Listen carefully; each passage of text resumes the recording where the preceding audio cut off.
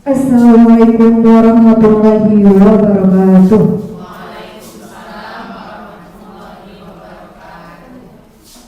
Bismillahirrahmanirrahim. Alhamdulillahirabbil alamin. Wassalatu wassalamu ala sayyidina Muhammadin wa ala alihi washabbihi ajmain. Amma ba'du. Puji syukur kita ucapkan kehadiran Allah Subhanahu wa taala yang telah memberikan rahmat dan hidayahnya sehingga kita dapat berkumpul pada hari ini dalam acara sosialisasi budaya positif. Salawat dan salam semoga senantiasa tercurah kepada Rasulullah Nabi Muhammad SAW. Allahumma shalli wa sallim wa barik. Semoga kita mendapatkan syafaatnya di yaumil akhir kelak nanti. Amin amin ya rabbal alamin. Selamat pagi menjelang siang, salam sejahtera bagi kita semua. Yang kami hormati Ibu Kepala Sekolah SD Negeri 1324415, Ibu Kasmah SPDI. Yang kami hormati Bapak Ibu Guru SD Negeri 132415 dan staf-stafnya. Dan saja kita hadirkan ibu kita, Ibu Kasmah SPD. Kepada ibu dipersilakan.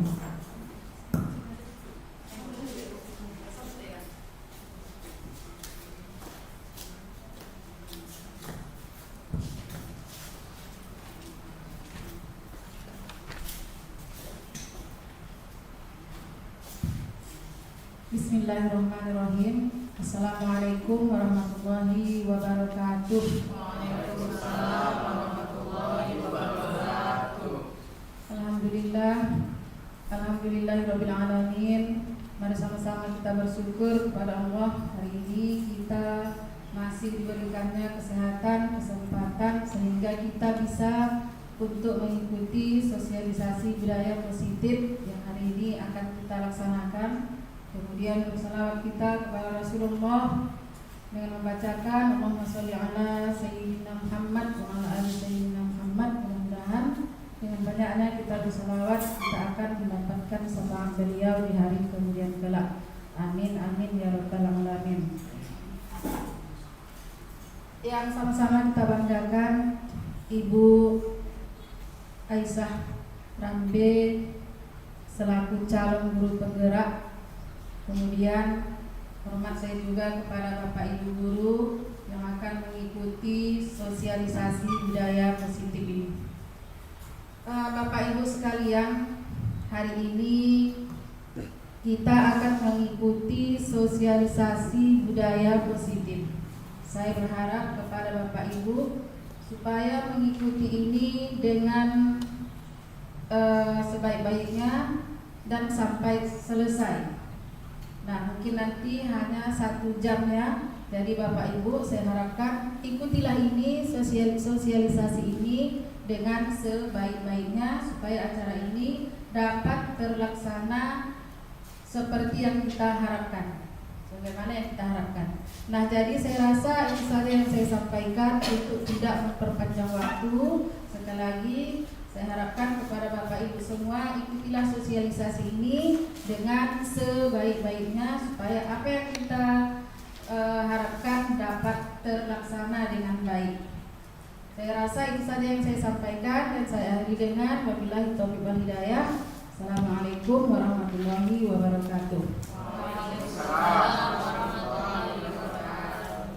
Terima kasih saya sampaikan. Itulah tadi sambutan dari Ibu Kepala Sekolah SD Negeri 1324415. Oke, untuk acara selanjutnya yaitu sosialisasi tentang budaya positif di sekolah yang disampaikan oleh Ibu Aisyah Rambe SPD. Kepada Ibu kami persilakan. Assalamualaikum warahmatullahi wabarakatuh. Pertama-tama, marilah kita ucapkan puji syukur atas kehadirat Allah Subhanahu wa taala, karena dengan rahmat dan karunia-Nya lah kita dapat berkumpul di ruangan ini dalam acara sosialisasi budaya positif yang akan kita laksanakan pada hari ini. Dan tidak lupa selawat beriringkan salam atas junjungan kita Nabi besar Muhammad SAW, supaya kita mendapat syafaatnya di yaumil mahsyar nanti. Amin amin ya rabbal alamin. Yang saya hormati Ibu Kepala Sekolah SD Negeri 132415, yang saya hormati Bapak Ibu guru yang hadir di acara hari ini beserta staf tata usaha. Baiklah Bapak Ibu, sebelum saya memulai topik sosialisasi budaya positif ini, saya akan ada sebuah pantun untuk Bapak dan Ibu semua. Patah tongkat dari besi karena terkena radiasi. Walau singkat beri presentasi, semoga bisa jadi solusi. Tepuk tangan dulu Bapak Ibu. Ya. Baik Bapak Ibu, di sini kita akan membicarakan tentang sosialisasi budaya positif. Next. Namun seperti itu Bapak Ibu, saya akan menyuruh Bapak Ibu kita ice breaking dulu ya Bapak Ibu. Ayo Bapak Ibu berdiri dulu semua Bapak Ibu. Ya, kita berdiri melakukan gerakan. Ya, silakan sebentar Bapak Ibu. Kita berdiri melakukan gerakan yang akan ditampilkan. Ya.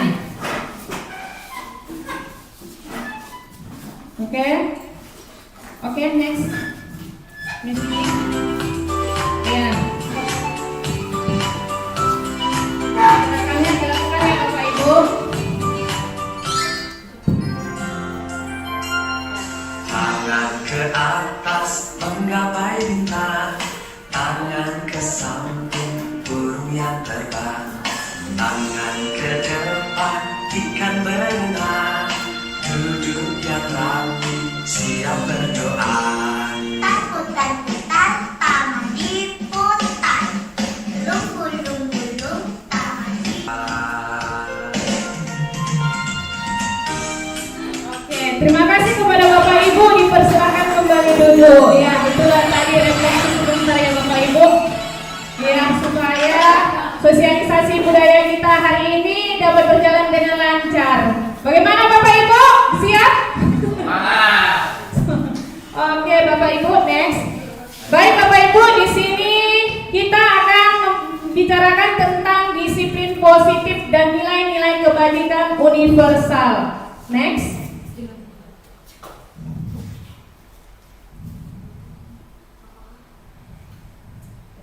Oke Bapak Ibu, yang dikatakan disiplin positif adalah menumbuhkan segala atau dorongan baik dalam diri anak tanpa hukuman dan hadiah.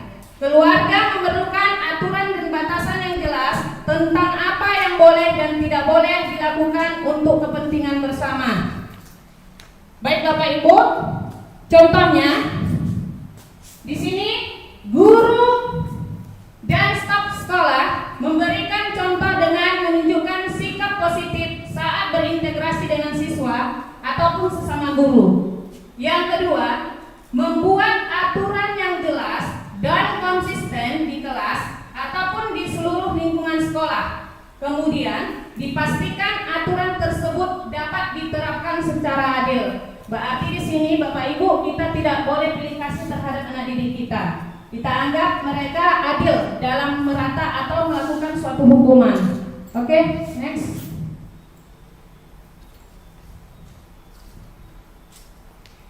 Ya, Bapak Ibu, inilah yang dimaksud dengan nilai-nilai kebajikan. Nilai-nilai kebajikan itu adalah sifat-sifat positif manusia yang merupakan tujuan mulia yang ingin dicapai setiap individu. Contohnya, profil pelajar Pancasila. Next. Ciri-ciri restitusi. Restitusi bukan untuk menebus kesalahan, namun untuk belajar dari kesalahan. Restitusi ini memperbaiki hubungan dan juga bukan paksaan.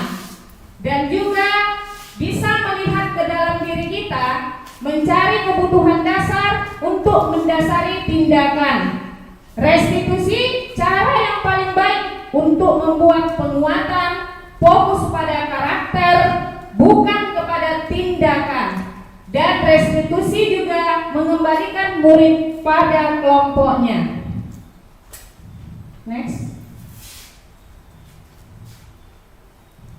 Oke, Bapak Ibu, di sini ada video pembelajaran tentang penerapan segitiga restitusi. Ayo Bapak Ibu, kita amati dan kita dengarkan bersama video berikut ini. Salam dan bahagia Ibu dan Bapak guru hebat.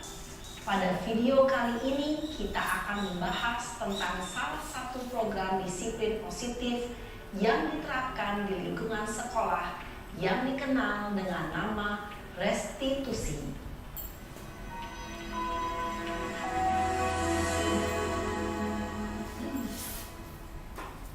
Restitusi dikembangkan oleh pakar pendidikan Diane Gosson, berlandaskan pada teori kontrol Dr. William Glasser. Segitiga restitusi adalah suatu proses dialog yang dijalankan oleh guru atau orang tua agar dapat menghasilkan murid yang mandiri dan bertanggung jawab. Pada saat guru di posisi manajer, aspek yang dikembangkan pada murid adalah motivasi intrinsik, sehingga penanaman nilai-nilai kebajikan dapat tumbuh dan berkembang menjadi suatu kebiasaan positif yang akhirnya membentuk karakter murid. Proses dialog ini terdiri dari 3 langkah yang digambarkan pada ketiga sisi pada segitiga restitusi. Sisi pertama adalah menstabilkan identitas. Sisi yang kedua adalah validasi tindakan yang salah. Dan sisi yang ketiga adalah menanyakan keyakinan. Ibu dan Bapak guru, berikut ini akan menunjukkan bagaimana seorang guru berada dalam posisi manajer menggunakan penerapan segitiga restitusi.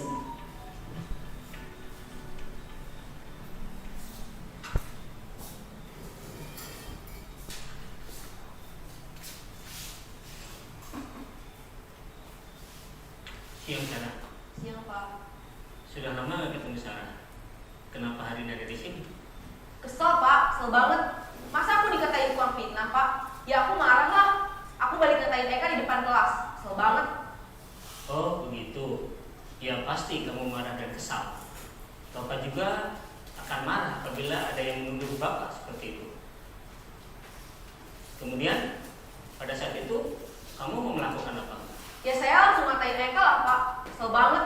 Saya bentak-bentak dia depan teman-teman lain. Oh begitu. Pasti kamu melakukan seperti itu karena suatu alasan tertentu, bukan? Iyalah, masa saya diam saja Pak? Ya saya bela diri lah. Masa saya dituduh tukang fitnah?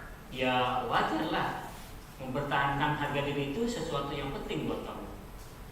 Untung kamu tidak bertindak lebih gegabah lagi, hanya membentak-bentak. Iya Pak. Untung saya masih bersabar dan hanya membentak saja. Sudah gemes padahal, saya pasti bela diri lah. Ya pasti ya. Tapi kamu memilih untuk tetap bertahan dan bersabar. Kamu memilih untuk tidak berbuat lebih parah lagi, bukan? Iya. Nah, sekarang coba kita lihat lagi tindakan kamu yang bentak-bentak Eka di kelas. Tindakan kamu itu kira-kira sesuai dengan keyakinan kelas atau prinsip kamu tidak? Enggak lah Pak. Capek Pak jadi pemarah. Jadi keyakinan atau prinsip mana yang kurang sesuai dengan keinginan kamu? Ya, saya sebenarnya sangat menghargai orang lain. Mungkin saat itu saya menjadi emosi, jadi tidak menunjukkan sikap itu. Kamu meyakini tidak? Menghargai orang lain itu penting buat kamu. Yakinlah Pak. Iya, setuju. Langkah-langkah ketika kita akan melakukan segitiga restitusi. Yang pertama tadi Bapak Ibu menstabilkan, yang kedua memvalidasi, dan yang ketiga meyakinkan. Oke, next Bu.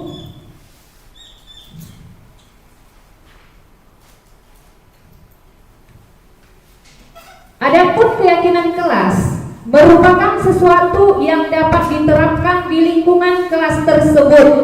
Pembuatan keyakinan melibatkan semua warga kelas melalui kegiatan curah pendapat atau keyakinan kelas ditinjau kembali dari waktu ke waktu. Contohnya bersikap jujur, bertanggung jawab, saling menghargai, ramah, sopan dan peduli. Seperti cuplikan video tadi menayangkan bahwa seorang anak sedang membentak-bentak siswa lain. Lama-kelamaan dipanggil oleh wali kelasnya. Ternyata wali kelasnya melakukan kepemimpinan atau sifat kontrol pembelajaran, yaitu bersifat manajer. Dia meluangkan di sana dengan memakai segitiga restitusi untuk pertama memvalidasi siswa tersebut supaya apa yang terjadi bisa dapat diselesaikan dengan baik. Oke, next, Bu. Keyakinan sekolah atau kelas yang baik. Yang pertama, keyakinan kelas ini harus bersifat lebih abstrak, ya, daripada peraturan yang lebih rinci dan konkret. Yang kedua, keyakinan kelas ini berupa pernyataan-pernyataan universal atau menyeluruh. Yang ketiga, pernyataan keyakinan kelas ini senantiasa dibuat dalam bentuk positif. Yang keempat, keyakinan kelas ini hendaklah tidak terlalu banyak sehingga mudah diingat dan dipahami oleh semua warga kelas. Oke, keyakinan kelas ini juga sebaiknya sesuatunya dapat diterapkan di lingkungan tersebut dan semua warga kelas hendaknya ikut berkontribusi dalam pembuatan keyakinan kelas ini. Maksudnya Bapak Ibu, kita harus melibatkan seluruh siswa, jangan hanya satu siswa. Semua siswa, kalau kita membuat keyakinan kelas ini harus kesepakatan antara guru dengan murid. Murid dilibatkan semua dalam satu kelas. Oke, next, Bu. Oke, cara membuat keyakinan sekolah atau kelas. Yang pertama, tanyakan dulu pendapat murid tentang masalah dan harapan kelas. Apa yang mau kita harapkan? Yang kedua, ekspresi ide dari murid untuk mencapai kelas impian. Apa yang mau diimpikan mereka kalau kita membuat keyakinan kelas? Yang ketiga, ambil kesimpulan dari ide murid. Kita tanyakan kembali, apa ide-ide dari siswa kita tadi? Yang keempat, ubah ide menjadi keyakinan kelas.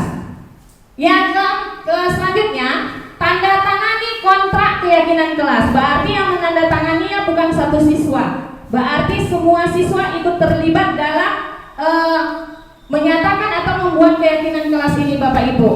Dan jangan lupa ketika membentuk keyakinan kelas ini juga harus bersama-sama menentukan secara konsekuensinya apabila keyakinan kelas ini tidak dilaksanakan. Maksudnya kita sudah menerapkan kepada anak-anak untuk disiplin. Kalau dikatakan disiplin, masuk tepat waktu, baik jam istirahat maupun datangnya. Kalau ada yang terlambat, apakah itu termasuk pelanggaran keyakinan kelas yang kita buat bersama atau tidak? Oke, next.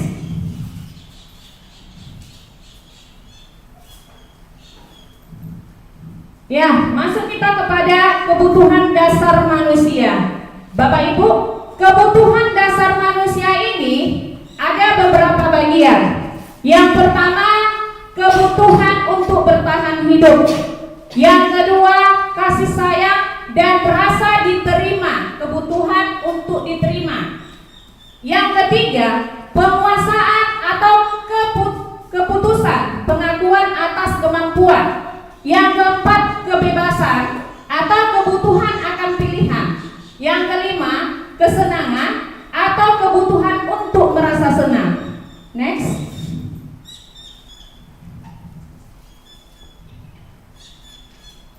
Oke, Bapak Ibu, kebutuhan pertahanan untuk hidup. Kebutuhan pertahanan untuk hidup ini itu bersifat psikologis atau fisiologis maksudnya, yaitu untuk bertahan hidup. Misalnya kesehatan, rumah, dan makanan. Itu kan kita perlukan ya kan Bapak Ibu untuk sehari-hari. Makanan itu terutama untuk stamina kita. Kalau nggak makan mungkin diantara kita ada yang lunglai ya kan Bapak Ibu, kecuali puasa. Memang izin Allah. Bapak Ibu lanjut kita, apabila jawaban meliputi kebutuhan akan perasaan antara aman dan nyaman. Dalam kasus ini Denny di atas, apabila jawaban Denny ketika ditanya oleh Ibu Amelia dalam ia melaporkan dengan orang tuanya bahwa ia tidak membawakan bekal makan siang, maka kebutuhan dasar yang sedang berusaha dipenuhi oleh Denny adalah kebutuhan untuk bertahan hidup. Next, Ibu Idi.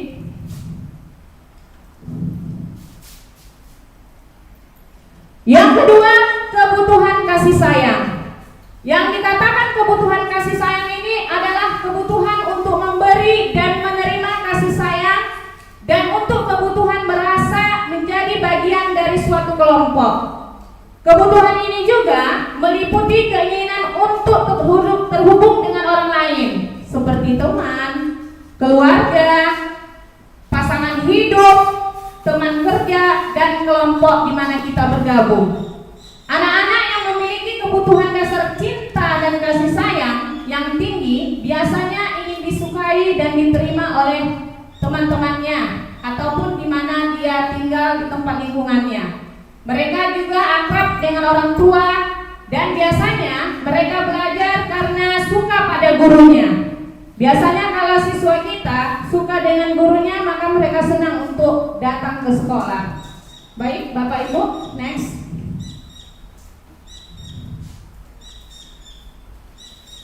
Kebutuhan kasih sayang ini seperti contoh yang dilakukan dalam kasus yang tadi tuh Bu ini, kasus yang masih 2.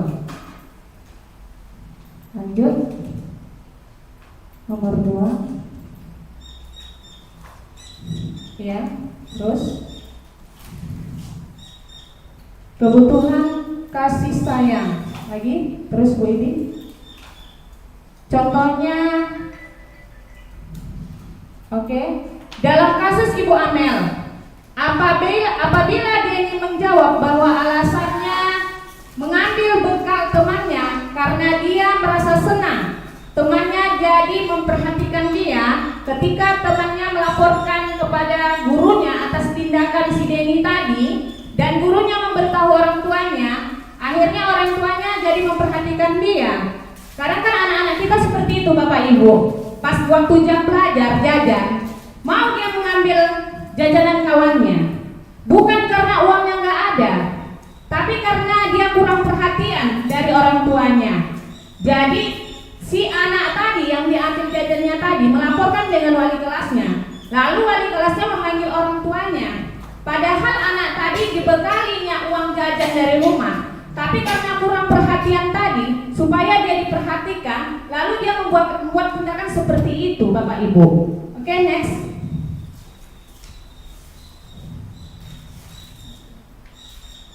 Yang ketiga yaitu penguasaan atau keputusan pengakuan atas kemampuan. Kebutuhan ini berhubungan dengan kekuatan untuk mencapai sesuatu, yaitu menjadi kompeten, menjadi terampil, dan diakui atas prestasi dan keterampilan kita. Didengarkan dan memiliki rasa harga diri. Kebutuhan ini meliputi keinginan untuk dianggap berharga Bapak Ibu. Ya, kadang anak-anak kita juga seperti itu. Supaya mereka dianggap berharga atau menguasai suatu kekuasaan, mereka melakukan tindakan-tindakan yang tidak baik untuk kawan-kawannya. Oke, next Bu.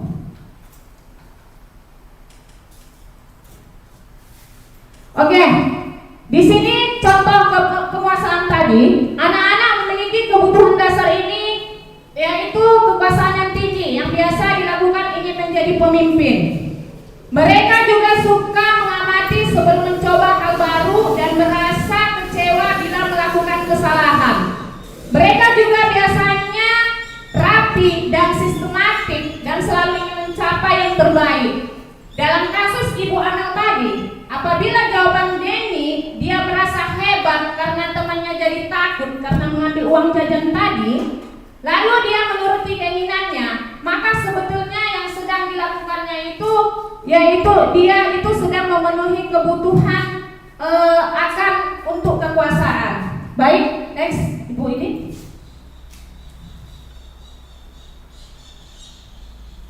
Oke, kebutuhan dasar yang keempat Bapak Ibu yaitu kebebasan atau kebutuhan akan pilihan. Kebutuhan untuk bebas, yang artinya kebutuhan akan kemandirian, otonomi, memiliki pilihan dan mampu mengendalikan arah hidup seseorang. Anak-anak dengan kebutuhan kebebasan yang tinggi menginginkan pilihan mereka dan selalu banyak bergerak, suka mencoba-coba. Ya Bapak Ibu, tidak terlalu terpengaruh orang lain dan senang untuk mencari kesalahan-kesalahan. Oke, next.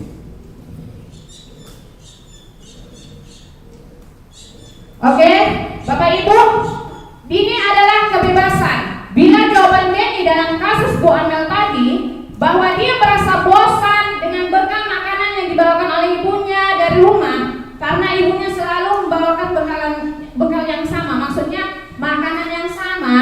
Oleh karena itu dia ingin mencoba makanan teman-temannya yang beraneka ragam. Maka Denny sering berusaha memenuhi kebutuhannya akan kebebasannya. Makanya biasanya mamanya hanya ayam goreng. Jadi nggak ada ibaratnya ganti-ganti menu. Mungkin si Denny itu bosan gitu Bapak Ibu. Oke, next.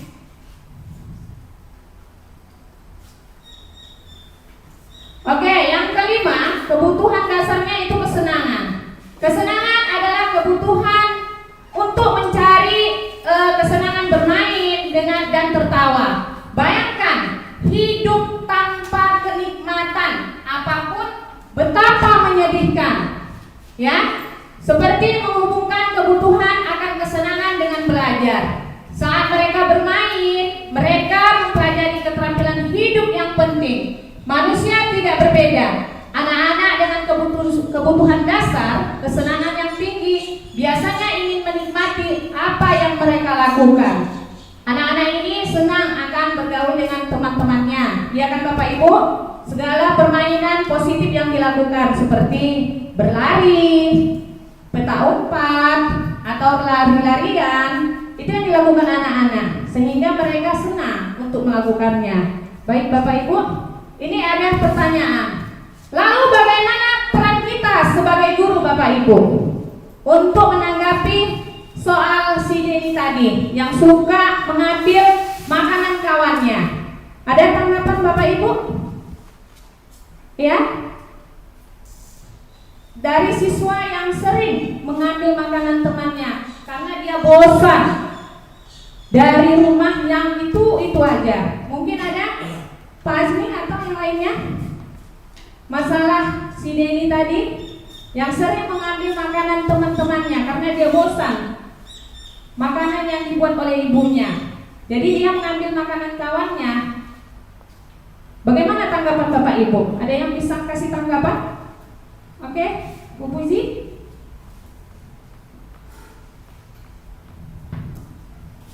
Baik, di sini saya akan menanggapi peran kita sebagai guru jika melihat siswa kita mungkin yang suka mengganggu makanan temannya.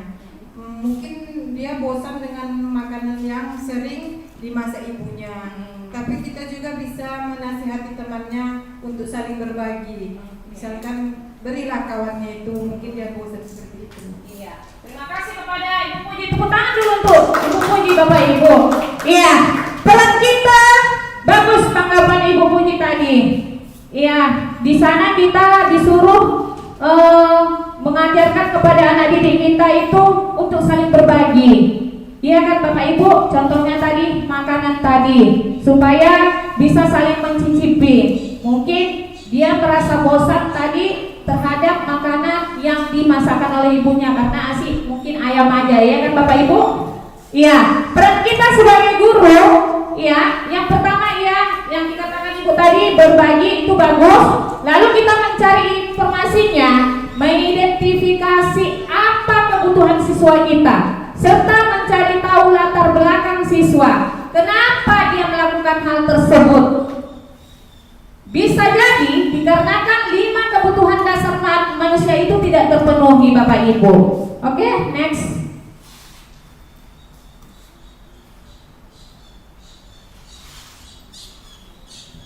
Oke, Bapak Ibu, kita masuk kepada 5 posisi kontrol guru. Yang pertama, penghukum. Yang kedua, pembuat merasa bersalah. Yang ketiga, teman. Yang keempat, pemantau. Yang kelima, sebagai manajer. Oke, next.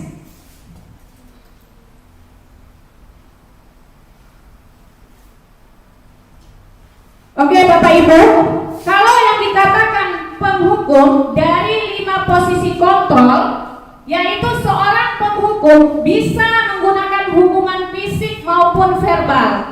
Orang-orang yang menjalankan posisi penghukum ini senantiasa mengatakan bahwa sekolah memerlukan sistem atau alat yang dapat lebih menekankan murid-murid lebih dalam lagi. Guru-guru menerapkan posisi penghukum akan berkata, patuhi aturan saya, atau awas, kamu selalu saja salah, selalu terpikir selesai. Guru seperti ini senantiasa percaya hanya ada satu cara agar pembelajaran bisa berhasil, yaitu cara dia sendiri. Oke, next. Yang kedua, pembuat merasa bersalah. Pada posisi ini, Bapak dan Ibu guru akan bersuara lebih lembut. Pembuat orang merasa bersalah akan menggunakan keheningan yang membuat orang lain merasa tidak nyaman, bersalah atau rendah diri. Kata-kata yang keluar dengan lembut akan seperti, Ibu sangat kecewa sekali dengan kamu. Berapa kali Bapak harus memberitahu kamu ya? Gimana coba kalau orang tua kamu tahu kamu berbuat begini? Di posisi ini murid akan memiliki penilaian diri yang buruk tentang mereka. Murid merasa tidak berharga dan telah mengecewakan orang-orang yang ada di sekitarnya. Oke, next. Yang ketiga, posisi kontrol ini adalah sebagai teman. Teman, di sini Bapak Ibu, guru pada posisi ini tidak akan menyakiti muridnya, namun akan tetap berupaya mengontrol murid melalui persuasi. Posisi teman pada guru bisa negatif ataupun positif yang terjalin antara guru dan murid. Guru di posisi teman menggunakan hubungan yang baik, humor, dan mempengaruhi seseorang. Mereka akan berkata, ayo bantulah demi Bapak ya. Ayo ingat, tidak bantuan Bapak ini selamanya ya nak. Oke, next.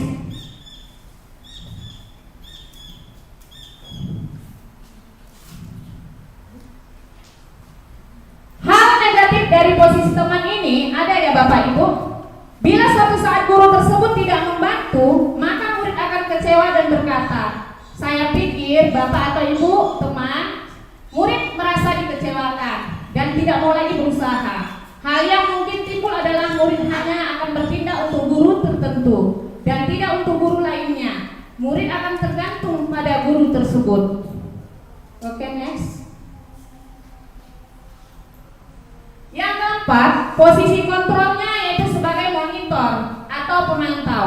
Di sini Bapak Ibu, kita di sini hanya mengawasi. Pada saat kita mengawasi, kita harus bertanggung jawab atas perilaku orang-orang yang kita awasi. Posisi pemantau ini berdasarkan peraturan dan konsekuensinya. Dengan menggunakan sanksi atau konsekuensi, kita dapat memisahkan hubungan pribadi kita dengan murid sebagai seseorang yang menjalankan posisi pemantau. Oke, next.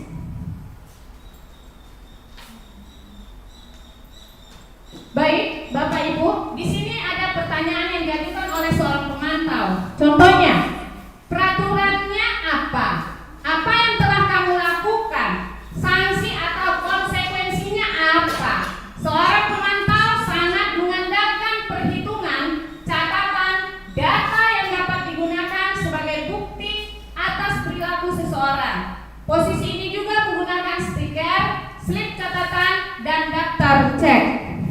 Oke, Bapak Ibu, next. Yang kelima, posisi kontrol yang digunakan oleh seorang guru yaitu sebagai manajer. Manajer ini posisinya sebagai mentor, di mana guru berbuat sesuatu bersama dengan murid dan mempersilahkan murid mempertanggungjawabkan perlakuannya atau perilakunya, mendukung murid agar dapat menemukan solusi atas permasalahannya sendiri. Seorang manajer telah memiliki keterampilan di posisi teman maupun pemantau, dan demikian bisa jadi waktu-waktu tertentu kembali kepada kedua posisi tersebut bila diperlukan. Namun, bila kita menginginkan murid kita menjadi manusia yang merdeka, mandiri dan bertanggung jawab, maka mereka diajukan kepada segitiga restitusi yang sudah Bapak Ibu lihat tadi. Oke, next.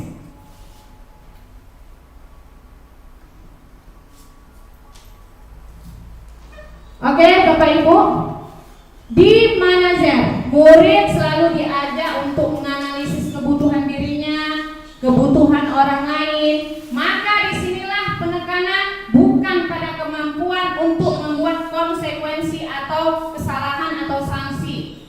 Oke, Bapak Ibu, namun dapat berkolaborasi dengan murid bagaimana memperbaiki kesalahan yang ada. Seseorang manajer berkata, apa yang kita yakin? Apa yang kamu meyakininya? Jika kamu meyakininya, apakah kamu bersedia memperbaikinya? Jika kamu memperbaiki ini, hal ini menunjukkan apa tentang dirimu, apa rencana yang perlu kamu perbaiki. Itulah tugas seorang manajer untuk mengatur daripada siswa tersebut. Oke, next.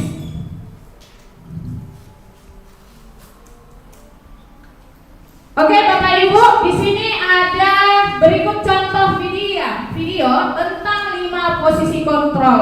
Oke, Bapak Ibu bisa mengamati dan menonton atau melihat video tayangan berikut ini.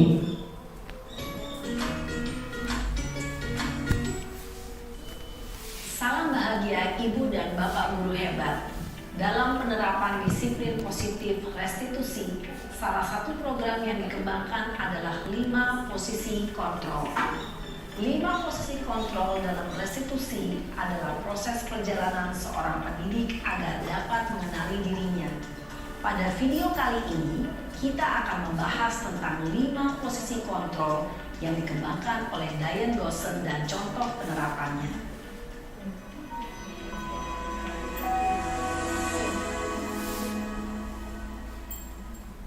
5 posisi kontrol itu adalah 1. Posisi penghukum, 2. Posisi pembuat merasa bersalah, 3.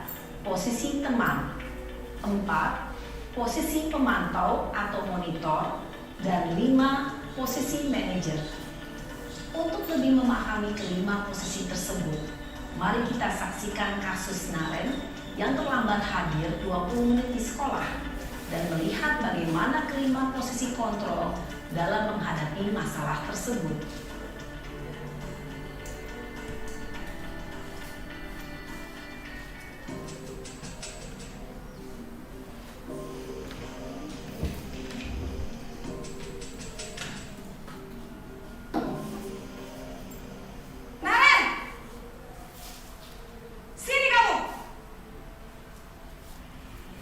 Selamat pagi, Bu.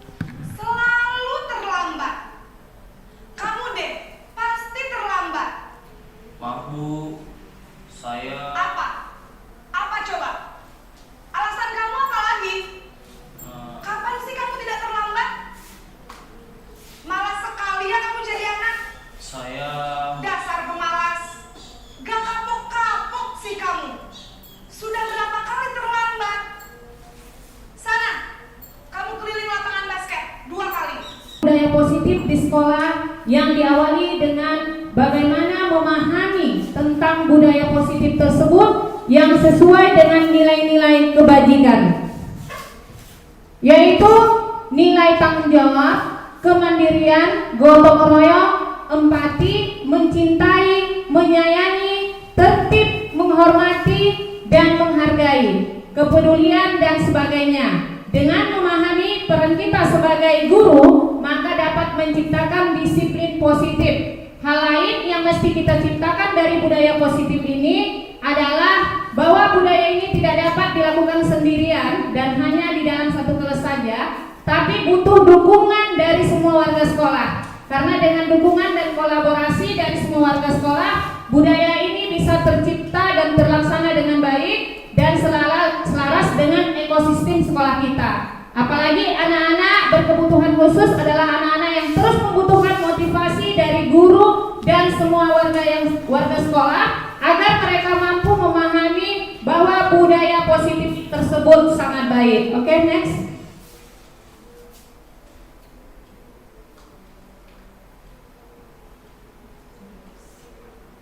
Oke, Bapak Ibu, di sini mungkin ada Bapak Ibu ada pertanyaan mengenai sosialisasi yang sudah saya paparkan mengenai budaya positif, Bapak Ibu. Oke, kami persilahkan Bapak Azmi.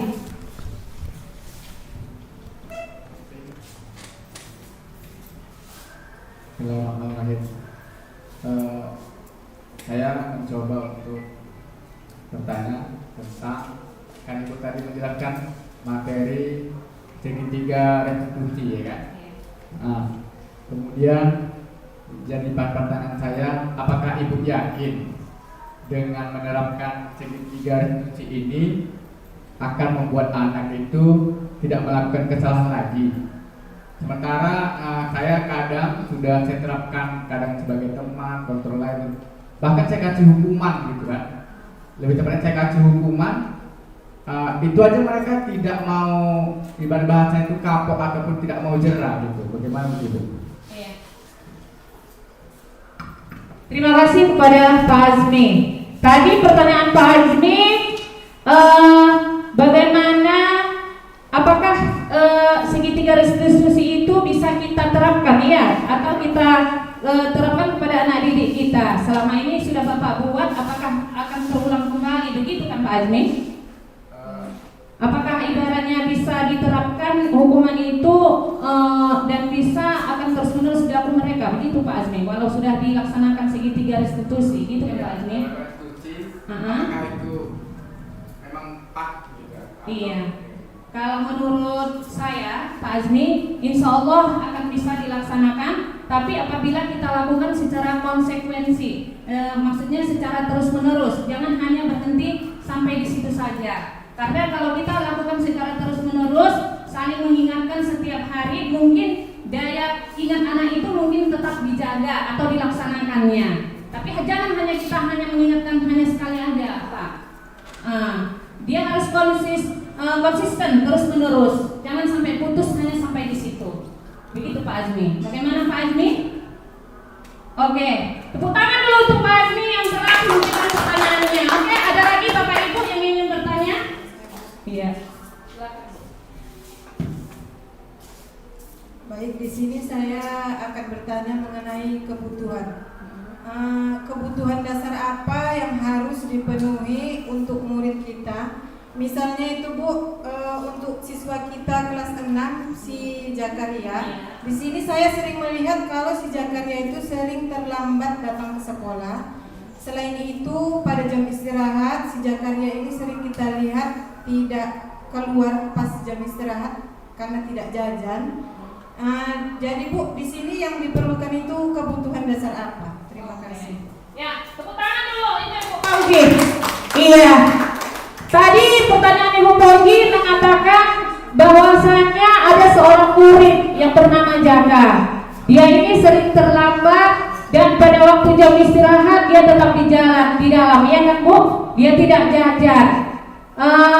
Mungkin yang pertama yang kita terapkan karena dia sering terlambat tadi, pertama disiplin. Yang kedua tadi kita harus mengetahui latar belakangnya. Kenapa dia bisa terlambat? Apakah karena tak ada transportasi, atau karena belum dibangunkan mamanya, atau karena tengah malam terlalu tidur asik main HP? Kan anak-anak sekarang kebanyakan main HP, kan begitu Bapak Ibu? Iya. Itulah solusi kita, yaitu mencari tahu latar belakangnya. Yang kedua, kenapa si Jaka ini tadi bisa tidak jam istirahat dia tidak keluar? Ya kan Bapak Ibu? yang lain berjajan dia tak berjajan. Berarti kita juga harus menelusurinya, latar belakangnya, apa penyebabnya. Berarti itu yang dibutuhkannya adalah kebutuhan dasar, kebutuhan untuk bertahan hidup. Kenapa saya katakan seperti itu? Karena mungkin ekonomi orang tuanya kurang, maka mungkin dia tak ada jajan untuk membeli jajanan, Bapak Ibu. Maka kita sebagai guru, kita harus mengetahui latar belakang pertama anak didik kita itu, apa penyebabnya. Begitu Ibu Puisi? Oke. Baik Bapak Ibu,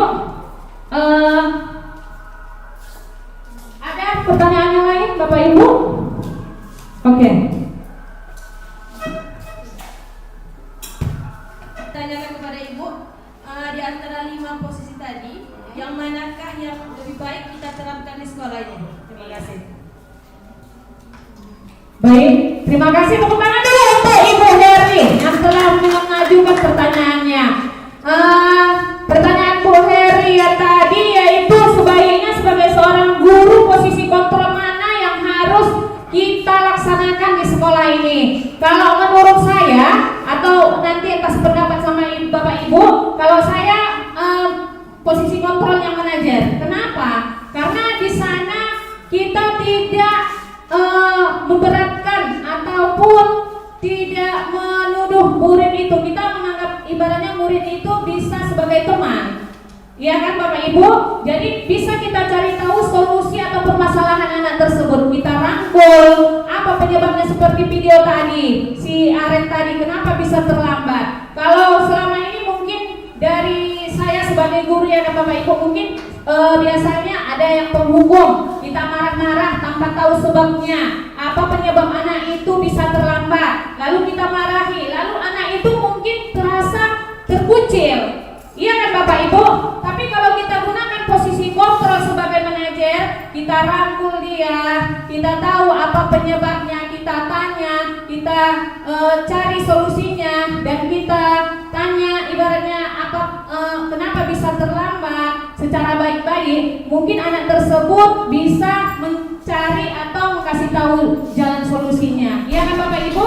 Atau menjawabnya sama kita. Oke Bapak Ibu, mungkin dari Bapak Ibu ada lagi yang lain? Oke, Bapak Ibu, ada lagi? Udah habis Bapak Ibu?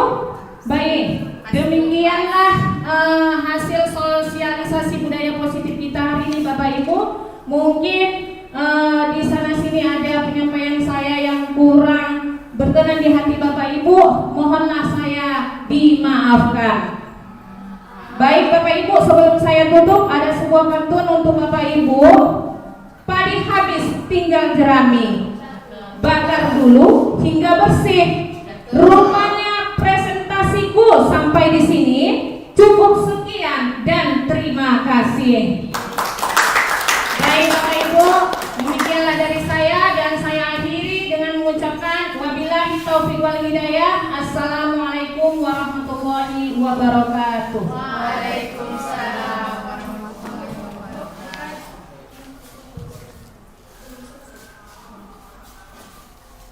Oke, terima kasih Bu Aisyah. Coba sekali lagi Ibu Bapak kita beri tepuk tangannya untuk Ibu Aisyah. Oke hadirin sekalian, tibalah kita pada acara selanjutnya yaitu pembacaan doa oleh Bapak Mustafa Ghawas Nasution SPDI. Kepada Bapak kami persilakan. Iya, depannya Bapak.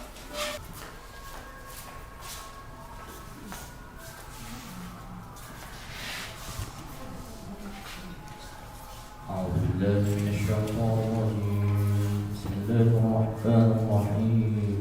Alhamdulillahi rabbil alamin. Wassalatu wassalamu ala asyrafil anbiya'i wal mursalin wa ala alihi wa sahbihi wa sallim ajma'in.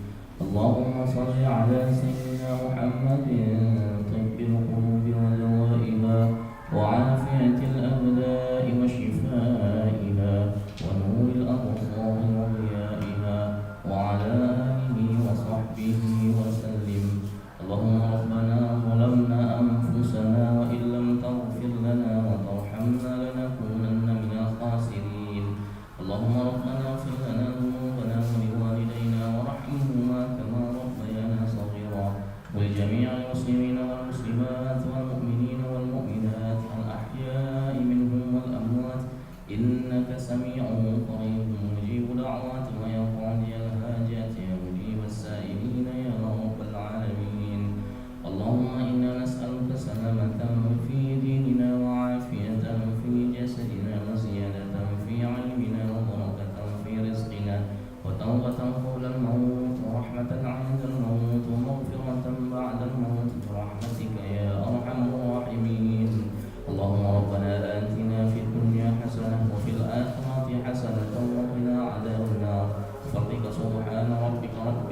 العزة عما يصفون وسلام على المرسلين والحمد لله رب العالمين.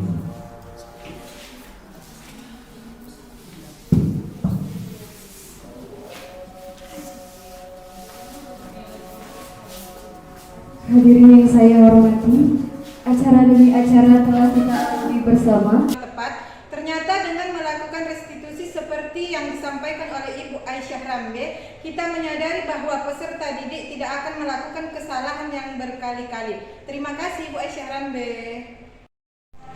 Dari sosialisasi yang dilakukan oleh Ibu Aisyah Rambe di sekolah kami, saya mendapatkan banyak pembelajaran yang sangat berharga, seperti menempatkan diri sebagai hukuman. Ternyata ada posisi kontrol guru yang dapat kita gunakan pada situasi yang berbeda. Ada kalanya kita bisa menggunakan posisi kontrol sebagai manajer, teman, dan lainnya. Atau bisa kita gunakan kelima dari posisi kontrol sekaligus. Terima kasih.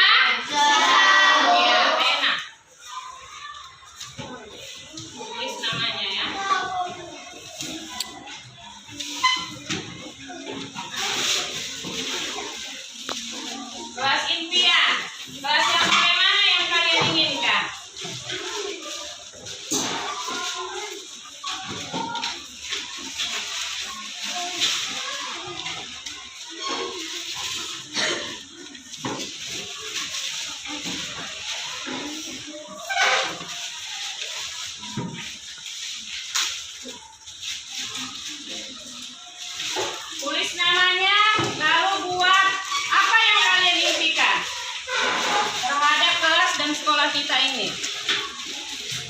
Ayo anak-anak, kerjakan. Nanti kita tempelkan di depan.